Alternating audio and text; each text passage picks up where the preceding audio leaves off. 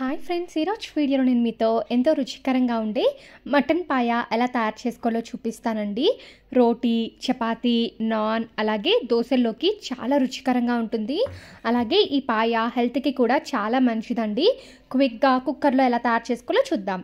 ముందుగా ఒక కుక్కర్ తీసుకోవాలండి. కుక్కర్లో ఒక 4-5 స్పూన్ల నూనెను వేసుకోండి. ఈ రెసిపీకి ఆయిల్ కొంచెం ఎక్కువే పడుతుంది. ఇందులో హోల్ గరం మసాలా దినుసులు వేసుకున్న తర్వాత సన్నగా కట్ చేసి పెట్టుకున్న ఉల్లిపాయ ముక్కలు వేసుకొని ఫ్రై చేసుకోవాలి. ఉల్లిపాయ ముక్కలు వేగుతున్నప్పుడే కరివేపాకుని కూడా వేసుకొని ఫ్రై చేసుకోండి. ఉల్లిపాయ ముక్కలు మరి ఎక్కువ వేగాల్సిన అవసరం లేదు, కొద్దిగా కలర్ చేంజ్ అయితే సరిపోతుంది. ఇప్పుడు ఇందులో ఈ మేక కాళ్ళని వేసుకోవాలండి. దీన్ని నీట్గా శుభ్రం చేసుకోవాలి, లేకపోతే మనకి వాసన వస్తుంది. కాబట్టి నేను ఒక 4-5 సార్లు దీన్ని నీట్గా కడుక్కున్నాను. ఇలా కడిగి పెట్టుకున్న ఈ మేక కాళ్ళని కుక్కర్లో వేసేసుకోవాలి. సో ఇలా కుక్కర్లో వేసుకున్న తర్వాత మొత్తం అంతా కూడా ఒకసారి బాగా మిక్స్ చేసుకోండి. ఆయిల్లోనే ఒక 3-4 నిమిషాల పాటు ఫ్రై చేసుకోవాలి. మంటని లో టు మీడియం ఫ్లేమ్ పెట్టుకోండి. ఈ పాయ లో ఫ్లేమ్లో ఉడికితే టేస్ట్ చాలా బాగుంటుంది. ఇప్పుడు ఇందులో రుచికి సరిపడినంత ఉప్పు అలాగే కొద్దిగా పసుపుని వేసుకొని మొత్తం అంతా కూడా మిక్స్ చేసేసుకోవాలి.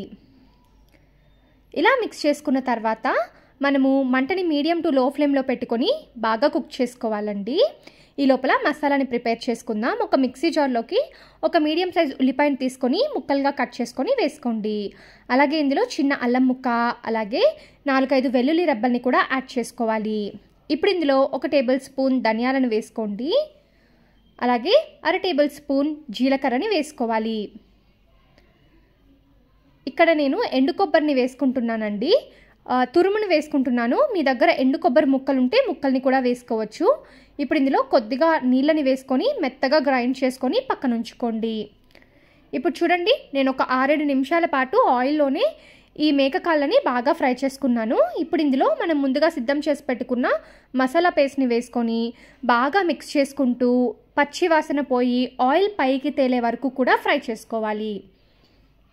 ఇప్పుడు చూడండి, మసాలా పేస్ట్ బాగా వేగి మనకి ఆయిల్ కూడా సపరేట్ అవుతుంది కదా.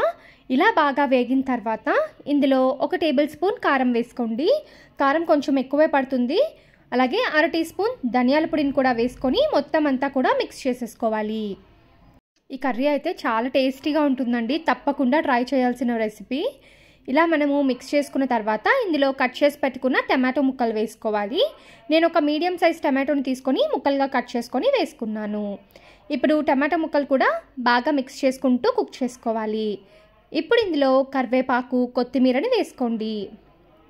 ఇలా వేసుకున్న తర్వాత 1 కప్పు వాటర్ అయితే యాడ్ చేసుకోవాలి. వాటర్ వేసుకొని మొత్తం అంతా కూడా బాగా మిక్స్ చేసుకొని ఆయిల్ సపరేట్ అయ్యే వరకు కూడా కుక్ చేసుకోవాలి.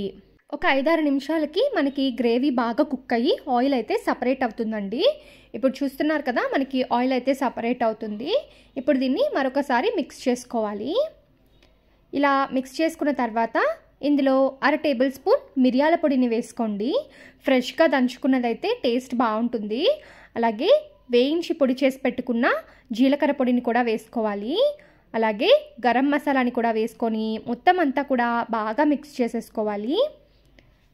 ఇలా మిక్స్ చేసుకున్న తర్వాత మరొక కప్పు వాటర్ యాడ్ చేసుకోవాలి. ఈ కర్రీ అయితే చాలా టేస్టీగా ఉంటుందండి. రైస్లోకి కూడా బాగుంటుంది. దోశ, చపాతీ వాటిల్లోకి పర్ఫెక్ట్ కాంబినేషన్. హెల్త్కి కూడా మంచిది కాబట్టి ట్రై చేయండి. ఇప్పుడు ఇందులో కొత్తిమీర అలాగే కట్ చేసి పెట్టుకున్న పచ్చిమిరపకాయ ముక్కలు వేసుకొని కుక్కర్ యొక్క లిడ్ని క్లోజ్ చేసేసి మంటని లో టు మీడియం ఫ్లేమ్ పెట్టుకొని ఒక 7-8 విజిల్స్ వచ్చే వరకు కుక్ చేసుకోవాలి.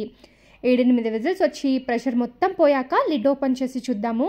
చూడండి, మనకి పర్ఫెక్ట్గా పాయ అయితే రెడీ అయిపోయింది. ఇప్పుడు కావాలి అనుకుంటే మీరు మరి కొద్దిగా వాటర్ యాడ్ చేసుకొని మరి కొంచెం సేపు కుక్ చేసుకోవచ్చు. ఎలాగో మనకి ఇప్పుడు ఇది పల్చగా ఉన్నా కూడా కాసేపటికి చిక్కబడిపోతుంది. సో ఫైనల్గా ఇందులో నేను మరి కొద్దిగా కొత్తిమీరని అయితే వేసుకుంటున్నానండి.